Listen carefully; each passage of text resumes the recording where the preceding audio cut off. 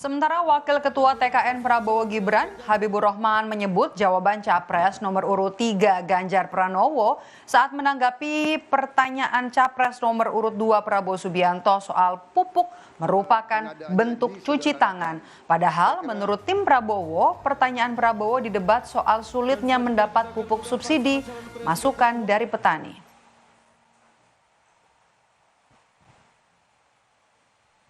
Disampaikan Pak Ganjar terlihat benar sebagai cuci tangan. Dia tidak menjawab pertanyaan Pak Prabowo mengapa pupuk langka di Jawa Tengah. Padahal kan itu pertanyaan yang dititipkan oleh petani arus akar rumput ya di Jawa Tengah. Pak Ganjar lalu menyebut ada beberapa provinsi yang dia bilang pupuk juga langka. Padahal itu bukan hanya Jawa Tengah.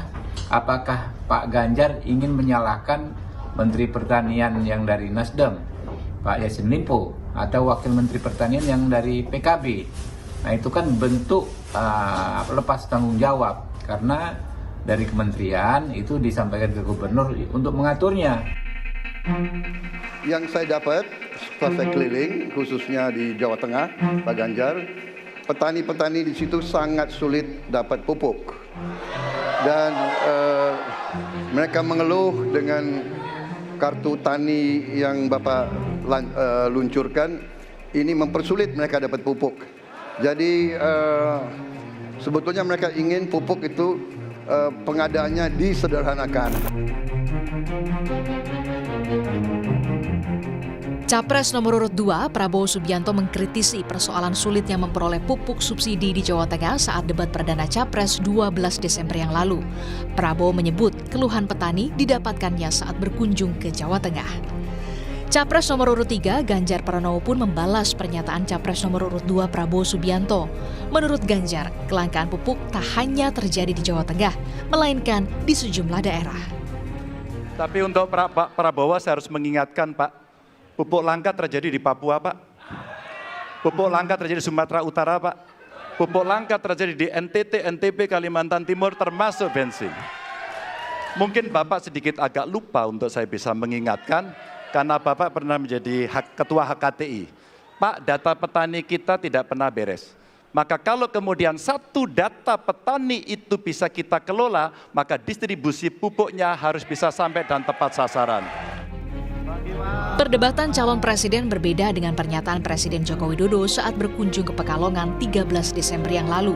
Presiden Jokowi bilang, petani kini lebih mudah mendapatkan pupuk subsidi karena aturan untuk mendapatkan pupuk subsidi sudah dilonggarkan.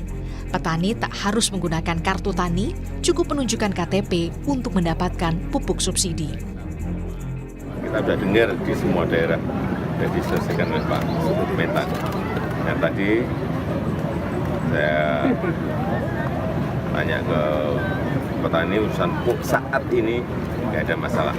Nah, tapi kalau nanti nggak tahu Januari semua nanam pupuknya, tapi Pak Mentan tidak menyanggupi akan dibereskan semuanya. Yang dulu pupuk subsidi harus pakai kartu tani, sekarang pakai KTP bisa menyederhanakan di tempat-tempat tertentu dari semuanya.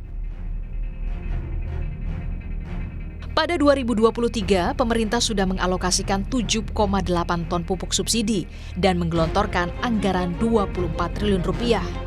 Persoalan pupuk subsidi seakan jadi kaset kusut yang terulang kembali. Debat di KPU diharapkan tak sekedar janji, tapi jadi bukti nyata yang berpihak pada petani. Tim Liputan, Kompas TV.